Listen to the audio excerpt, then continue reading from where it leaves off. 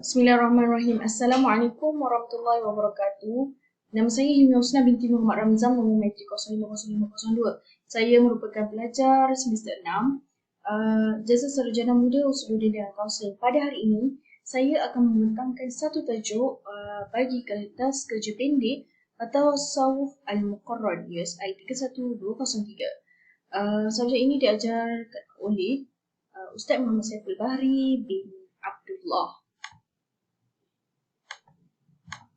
Okey, tajuk yang saya pilih adalah mengenai tokoh Sufi, iaitu Sufyan As-Sauri, iaitu pada awal kurun ke-2 Hijrah.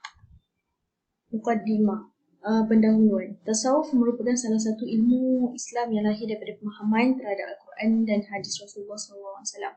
Malah, tanpa kedua-duanya, tidak mungkin wujudnya ilmu ini. Sebagaimana yang dinyatakan sebelum ini bahawa terdapat banyak ajaran dan konsep dalam tasawuf ini terhasil daripada pemahaman terhadap hadis-hadis Nabi SAW.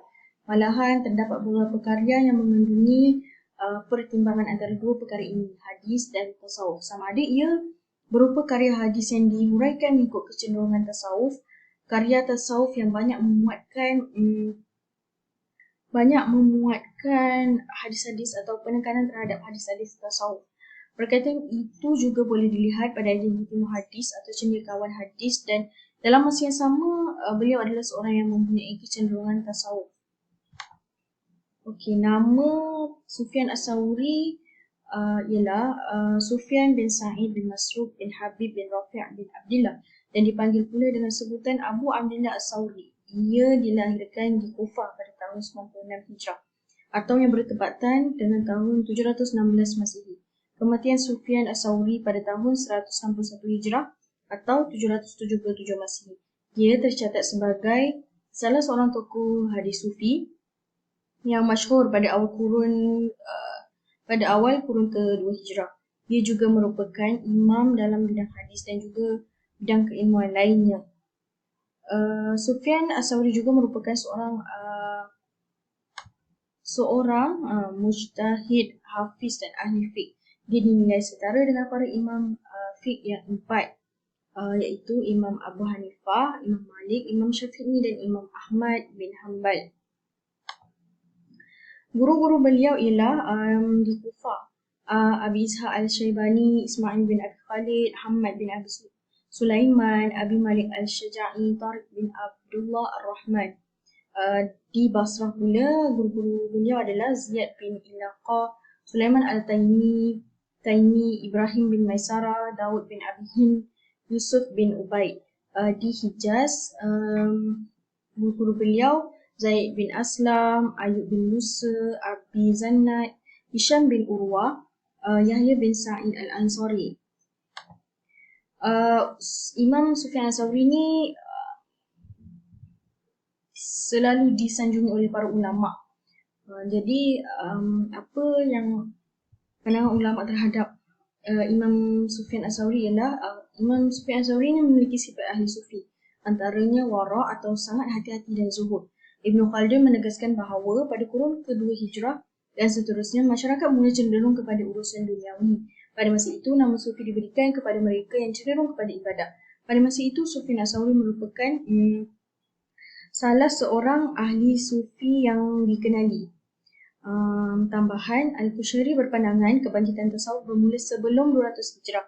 Manakala Al-Suhrawardi menyatakan istilah itu tidak diketahui sehinggalah pada 200 Hijrah. Namun, Abu Nas Ar-Sarraj mengkritik pandangan mereka yang berkata bahawa istilah berkenaan adalah baharu dan dicetuskan oleh penduduk Baghdad.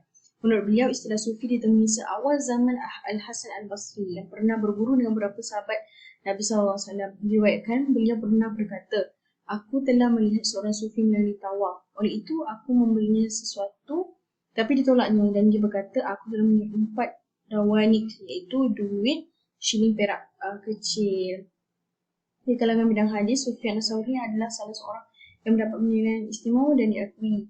Beberapa penilaian tersebut antara lain terakam dari beberapa tokoh kenamaan berikut: Abdurrahman bin Mahdi dan Yahya bin Al-Qattan. Aku tidak melihat orang yang lebih pandai mengenai hadis melebihi Sufyan Ats-Tsauri.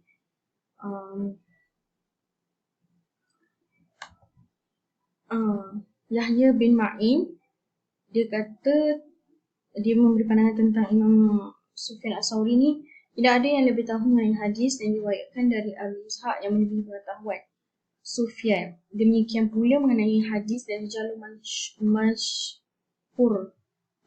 mansyur, tidak ada yang lebih tahu daripada Sufyan.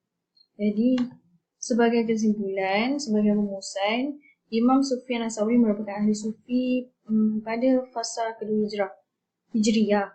Tasawuf pada fasa pertama dan kedua Hijriyah ni lebih tepat dapat disebut sebagai kezuhudan.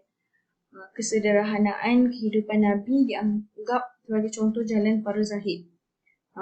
Abad ketiga dan keempat Hijriyah adalah pembahasan yang luas dalam bidang akhlak, mendorong lahirnya pendalaman dalam kejiwaan serta pengaruhnya bagi perilaku. Tambahan, pemikiran dalam masalah epistemologi berkaitan pembahasan mengenai hubungan manusia dengan Allah Subhanahu Wa Taala dan sebaliknya, maka lahirlah konsep fana dari Abu Yazid Al-Bustami pada 216 Hijrah. Dengan demikian, sebuah ilmu telah terbentuk khusus bagi kalangan kaum sufi yang berbeza dengan ilmu fiqh baik dari segi objektif, metodologi tujuan, istilah-istilah yang digunakan. Okey, itu saja daripada saya. Sekian wabillahi taufiq wal hidayah. Wassalamualaikum warahmatullahi wabarakatuh.